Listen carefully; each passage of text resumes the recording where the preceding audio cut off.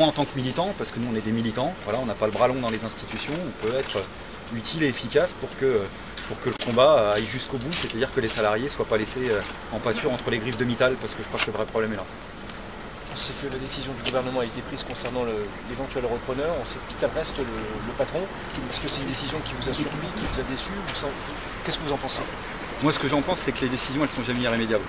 Voilà. Et que le gouvernement a déjà prouvé sur plein de sujets qu'il était capable de changer de point de vue.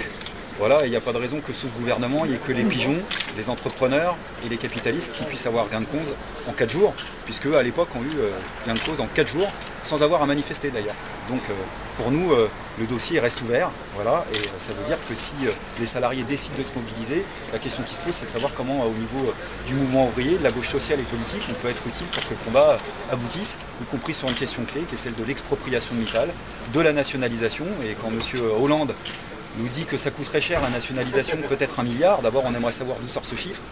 Et puis, il y a une mesure qui ne coûterait pas un sou, c'est de nationaliser sans rachat, sans indemnité. Et puis de donner la propriété aux travailleurs qui sont mieux placés que Mittal pour savoir comment il faut produire et pourquoi il faut produire. Vous avez l'impression que... gouvernement de Bourg, pourquoi? Bah là, j'en ai pas parlé encore. Vous étiez très dur hier. Ah non, mais moi je suis dur avec Ouais. personne individuellement, je constate simplement qu'en la matière, le gouvernement dans son ensemble, quelles que soient les distributions de postes, a menti ou a trahi, voilà, d'une manière ou d'une autre, mais il n'y a pas 36 000 possibilités. Maintenant, moi je suis un militant politique, j'ai un avis sur la politique du gouvernement, donc je ne vais pas vous surprendre.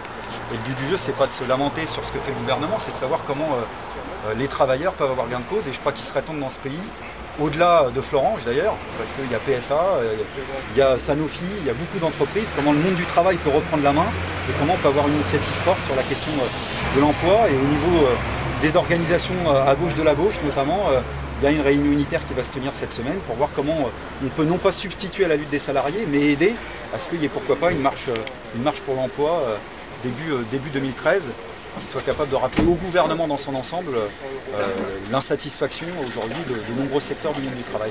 Et Florange, évidemment, c'est un cas emblématique, parce qu'il y en a beaucoup qui se retrouvent.